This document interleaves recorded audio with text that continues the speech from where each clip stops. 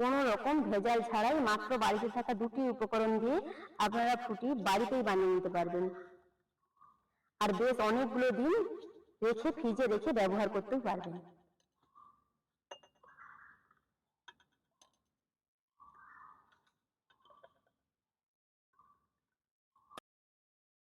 রাধে রাধে বন্ধুরা, এই গরমে বাজার থেকে অনেক দাম দিয়ে ম্যাঙ্গো ফ্রুটি আমরা কিনে এনে খাই, কিন্তু মাত্র বাড়িতে থাকা দুটি উপকরণ দিয়ে আজ আমি আপনাদের সাথে শেয়ার করব ম্যাঙ্গো ফ্রুটি। পুরো ভিডিওটি দেখতে থাকুন, আশা রাখছি আপনাদের অনেক ভালো লাগবে। এখন বাজারে কিন্তু প্রচুর পরিমাণে পাকা আম রয়েছে, আর অনেক সস্তাতেও বিক্রি হচ্ছে।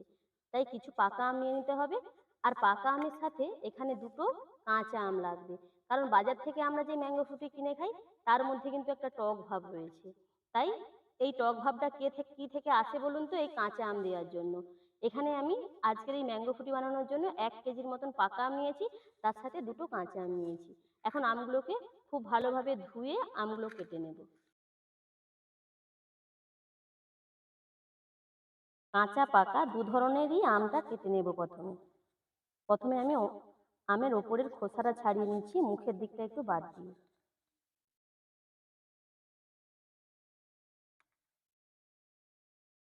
এখন আমি আমগুলো লম্বা লম্বা করে কেটে নেব। আমগুলো যেহেতু সেদ্ধ করতে হবে তাই ছোট ছোট কাটার কোনো দরকার নেই। আর এখানে আমটা কিন্তু একটু শক্ত ভাব নিতে হবে, বেশি নরম আম নিলে সেক্ষেত্রে কিন্তু আমগুলো সেদ্ধ করার আগেই কিন্তু আমগুলো খুব ভালোভাবে গলে যাবে। আঁটি সাইডের গুলোও নিয়ে নেব।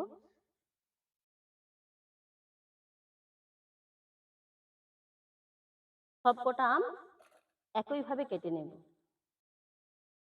আমটা এত বড়, ধরে যে ঠিকভাবে কাটবো সেটাও কাটা যাচ্ছে না, কিন্তু খুব ভালোভাবে উপরের খোসাটা কিন্তু বাদ দিয়ে দিতে হবে।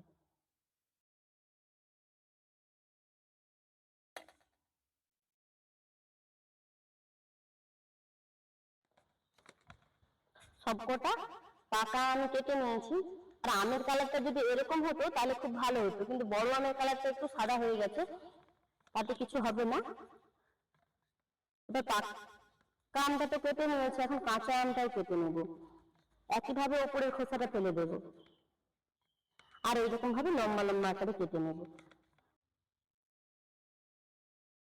এখানে যে দুটো কাঁচা আম নিয়েছি সেটা কিন্তু বড় আমের থেকে একটু ছোট ছোট করে কেটে নিতে হবে, কারণ বড় আম যখন সিদ্ধ করব বড় আমটা তাড়াতাড়ি গলে যাবে, আর কাঁচা আমটা একটু দেরি করে সিদ্ধ হবে। তাই বড় আমের থেকে কাঁচা আমটা যেন একটু ছোট ছোট করে টুকরো করতে হবে।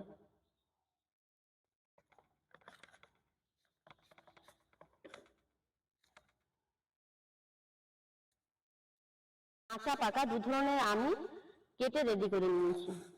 এখন আমগুলোকে সেদ্ধ করবো বলে উনুনটা ধরিয়ে একটা কড়া বসিয়েছি, কড়ার মধ্যে আমগুলো দিয়ে দিলাম।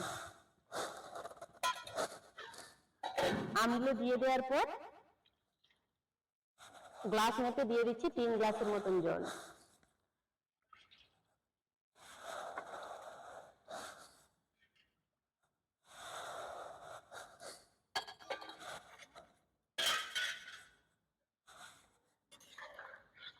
আম আর জলটা মিশিয়ে নিয়ে ওপর থেকে একটা ঢাকনা চাপা দিয়ে আমটাকে সেদ্ধ করে নেব। এখানে আমটা আমি খুব ভালোভাবে সেদ্ধ করে নিয়েছি। পাকা আম তো তাড়াতাড়ি সেদ্ধ হয়ে যাবে, শুধু কাঁচা আমটা একটু চেক করে দেখে নিতে হবে।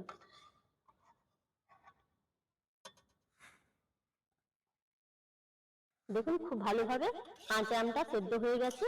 এখন এই আমের সেদ্ধ করা আমটা একটা পাত্রের মধ্যে ঢেলে নেব। আমটা এদিকে ঠান্ডা হোক, এদিকে চিনির একটা সিরা বানিয়ে নিতে হবে, তাই কড়াটা পরিষ্কার করে বসিয়ে দিয়েছি। দিয়ে দিচ্ছি 1 বাটি চিনি, তার সাথে দিয়ে দেবো ওই বাটির 1.5 বাটির মতন জল।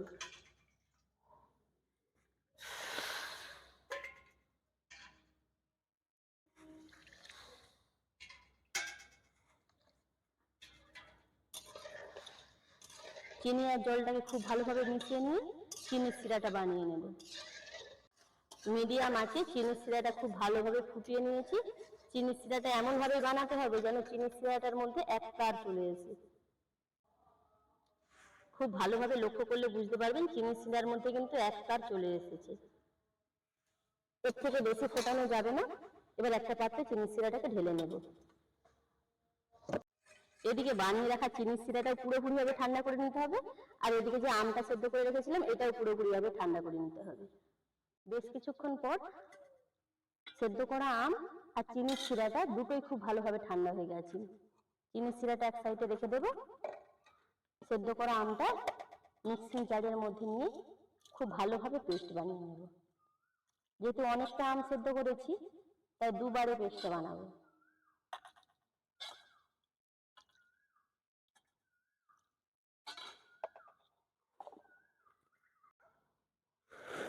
খুব ভালোভাবে সেদ্ধ করা আমটাকে আমি পেস্ট বানিয়ে নিয়েছি, তবু এর মধ্যে যদি একটা গোটা অংশ থাকে সেটা কিন্তু ফুটিটা খেতে ভালো লাগবে না, তাই ছাঁকনিতে খুব ভালোভাবে আমের পাল্পটা ছেঁকে নিতে হবে। একেবারে চিনির শিরার মধ্যে আমের পাল্পটা ছেঁকে নেব।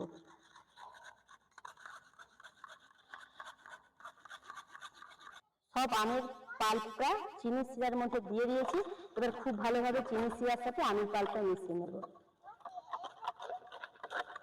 খুব ভালোভাবে মিশিয়ে নিয়েছি চিনির শিরার সঙ্গে।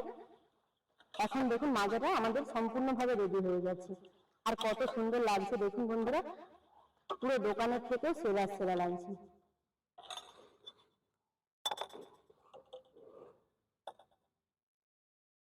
কালারটা দেখুন শুধু কতটা সুন্দর এসেছে, একদম দোকানে থেকে আমরা যেরকম ফুটি কিনে আনি তেমনটাই হয়েছে। দোকানের কেনা ফুটিতে তো ভেজাল থাকে, কিন্তু এই বাড়িতে বানানো ফুটিতে কোনো রকম ভেজাল ছাড়াই ফুটিটা বানিয়ে নিতে পারবেন আপনারা। আমি ফুটিটা এইভাবেই গাঢ় করে বানিয়েছি, আপনারা চাইলে আরো একটু পাতলা বানাতে পারেন। সেক্ষেত্রে অবশ্যই করে কোনো রকম জল দিয়ে বানাবেন না, যেইভাবে আগের পদ্ধতিতে চিনি শিরাটা বানিয়ে আমের পাল্পের সঙ্গে যোগ করে দিয়েছিলেন সেইভাবে চিনি শিরাটা বানিয়ে নেবেন, তারপরে এতে দিয়ে দেবেন, তবে আর একটু পাতলা হয়ে যাবে। কিন্তু কোনো রকম ফ্রিজের জল কিংবা বরফ দিয়ে ফ্রিজে রাখতে যাবেন না। এতটা পরিমাণ মাজা বানিয়ে তো একদিনে খাওয়া যাবে না, তাই যে কোনো মাজা কিংবা ফুটির বোতলে রেখে দেবেন, তাতে করে আপনারা বেশ অনেকগুলো দিন ব্যবহার করতে পারবেন। কিন্তু মাজা কিংবা ফুটির বোতল আমার কাছে ছিল না, তাই আমি এরকম একটা নর্মাল থামসাপের বোতলে রেখে দিচ্ছি। আপনাদের কাছে যদি মাজা কিংবা ফুটির বোতল না থাকে যে কোনো বোতলে আপনারা ভরে রেখে দেবেন। কোনো রকম ভেজাল ছাড়াই মাত্র বাড়িতে থাকা দুটি উপকরণ দিয়ে আপনারা ফুটি বাড়িতেই বানিয়ে নিতে পারবেন, আর বেশ অনেকগুলো দিন রেখে ফ্রিজে রেখে ব্যবহার করতে পারবেন।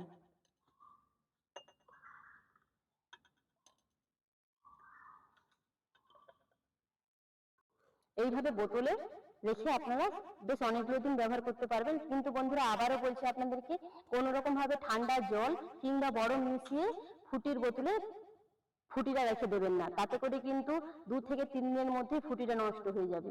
আপনারা ফ্রিজে, যেহেতু ফুটি একটু ঠান্ডা ঠান্ডা খেতে ভালো লাগে, তাই ফুটিটা নর্মাল ফ্রিজে রেখে তারপরে ব্যবহার করবেন, আর যখন ব্যবহার করবেন তখন একটু বরফ দিয়ে খেতে পারবেন। আজকের এই দুটি উপকরণ দিয়ে বানানো ফুটির রেসিপি আপনাদের কেমন লেগেছে কমেন্টে জানাবেন। যদি ভালো লাগে লাইক শেয়ার সাবস্ক্রাইব করে আমাদের পাশে থাকবেন। ভিডিওটা এখানে শেষ করলাম, ফিরছে নতুন রেসিপি নিয়ে। রাধে রাধে।